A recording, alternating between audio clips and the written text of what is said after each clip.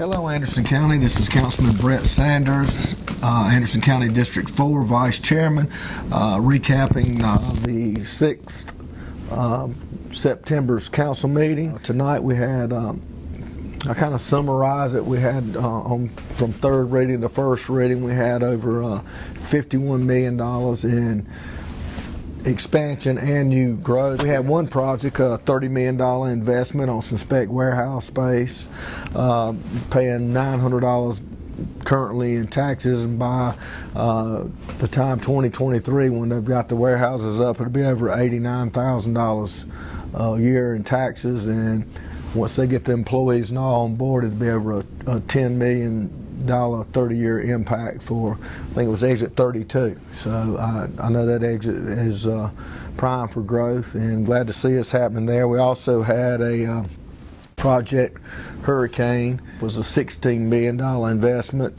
We had Project Little Brother, which was the $30 million warehouse that I just went over, and we also had Project Fiddler, which was with, now we know Project Fiddler is Volvo USA.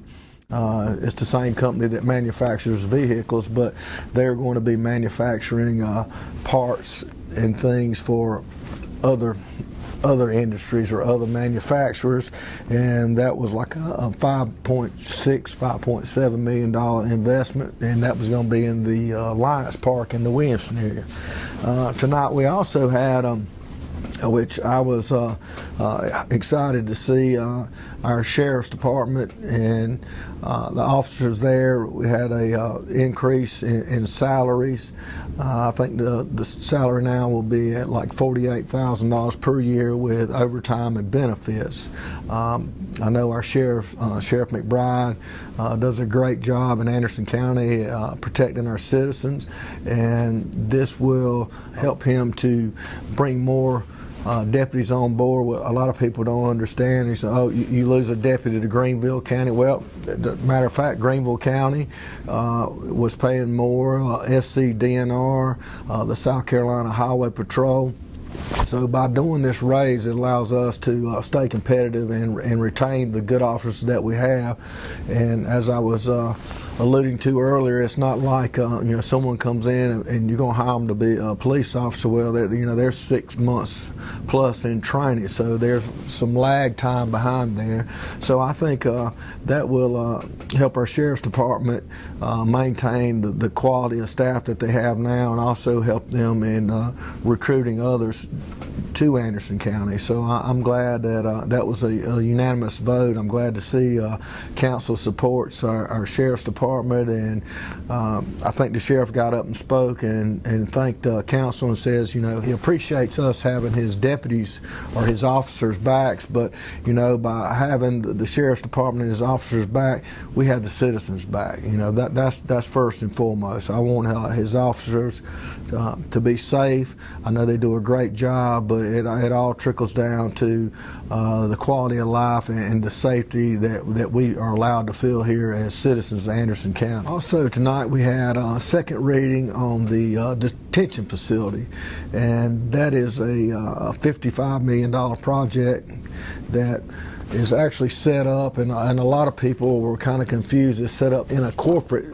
type setup in a corporation that actually the county will be leased buyback from that corporation. And the reason for the corporation is, and what people don't know, the county is only allowed to borrow at 8% of their total assets. So if we proceeded with the jail, which we've had paid off other bonds that allowed us, to continue building this jail without increasing taxes, and that was building this facility was something that the state has been putting pressure on us for ever since I've been on council. I know it's happened before, and I've been here going on 4.5 years now, or 4 years. So it is allowing us to build a facility that the county needs, instead of having a state organization or a state coming in and building something that we don't need and just hand us a bill. But the thing back on the corporation was the 8% of assets. We have the assets to do that, but as you put that strain on those assets with that 8%, it changes your bond rating. So as your bond rating decreases based on the amount of debt you have, therefore it's going to increase your rate. So by doing it under the corporate lease back, we're going to be able to save the county. I mean, it was millions of dollars, number one. Number two, the expedited fashion in which we're trying to go through this is, everyone knows now, we just had 7.75 basis point increase in Fed funds, which is funds that the banks loan each other overnight, but it trickles down to your mortgage, bonding for a jail. So the things are, you know, my biggest concern being on the finance committee was, you know, we've got to get in a position and lock down a rate as soon as possible. A 1% change in rate, I think, was over the life of the loan. We're talking $6.2 million, and just in a 1% rate increase. So the thing is, this has been in movement for 6, 7, 8 years. Our jail's 70 years old now, and I've had people, you know, they're criminals, and they don't need a nice facility. But the thing is, our jail, the way it's set up now, is everyone out there is where 90% or better out there is innocent until proven guilty. Most are waiting on trials, and the liability issue of something happening out there, and the liability on the county side, the liability of an officer or a corrections officer or someone working out there, I mean, that's first and foremost. In my mind, I think councils as well.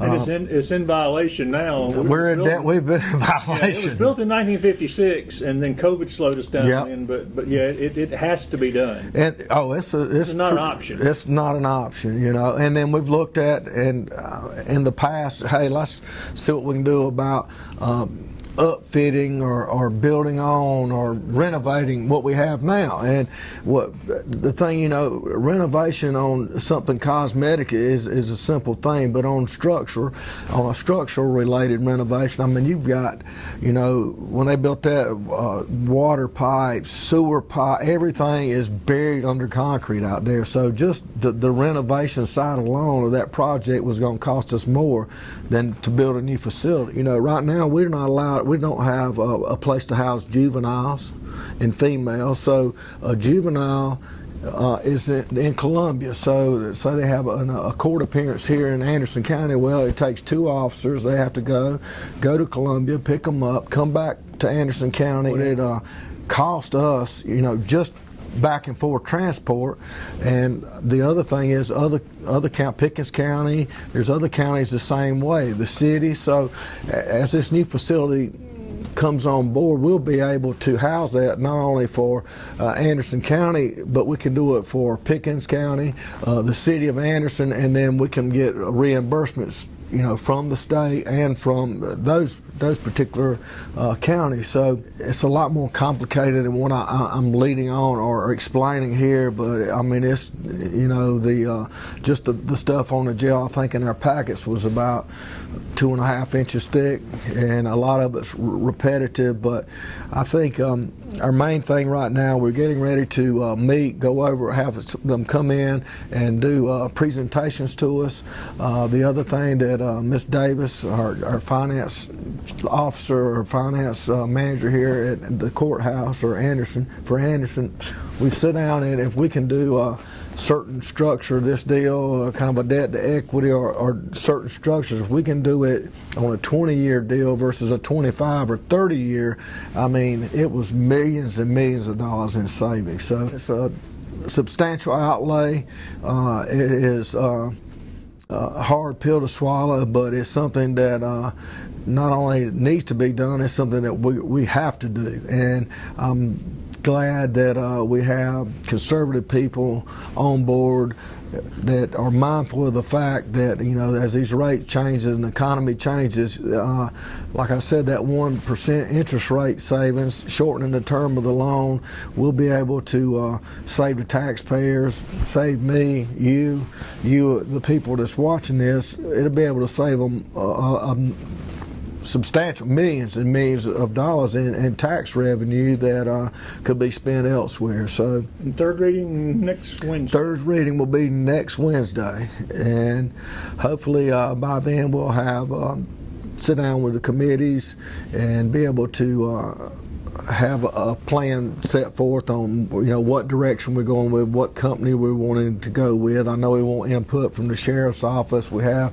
like I said, that corporation set up.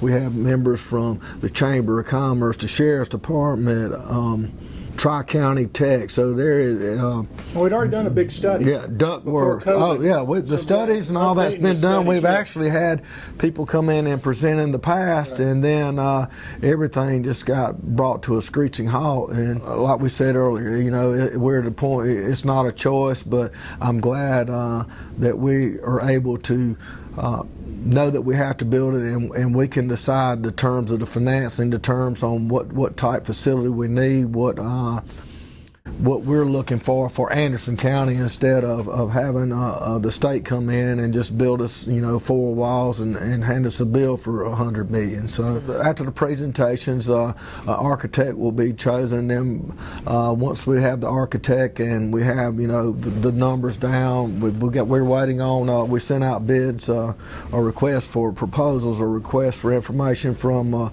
the banks.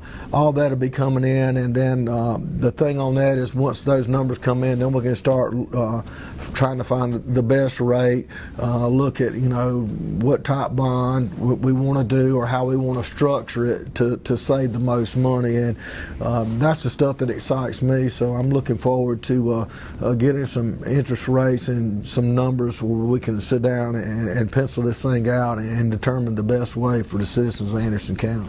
Also, tonight during the council meeting, we were able to discuss, our council members were able to share input, and I would just like to, as I said in there, thank our administrator, our county employees, Celebrate Anderson.